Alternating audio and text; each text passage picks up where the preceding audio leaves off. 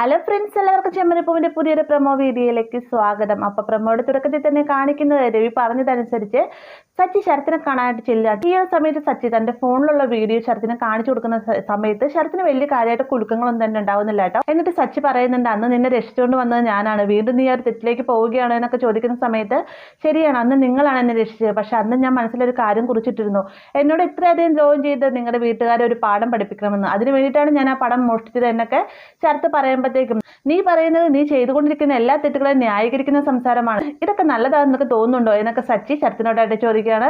അവസാനം സച്ചി പോയി കഴിയുമ്പോഴത്തേക്കും ശരത്ത് ഈ ഒരു വിവരം ആന്റണിയെ വിളിച്ച് പറയാട്ടെ, ഇങ്ങനെ ഒരു വീഡിയോ, നമ്മൾ മോഷ്ടിച്ച വീഡിയോ സച്ചിൻ്റെ കയ്യിൽ കിട്ടിയിട്ടുണ്ട് എന്നൊക്കെ പറയുന്ന സമയത്ത് നീ ഒന്നുകൊണ്ടും പേടിക്കേണ്ട, ഇത്രയും നേരമായിട്ട് അവൻ ആരോടും ഇത് പറഞ്ഞില്ലല്ലോ, ഇനിയിപ്പോൾ അവൻ ആരോടും അത് പറയാൻ പോകുന്നില്ല എന്നൊക്കെ പറഞ്ഞുകൊണ്ട് നമ്മുടെ ശരത്തിനെ സമാധാനിപ്പിച്ച് നിർത്തുകയാണ്.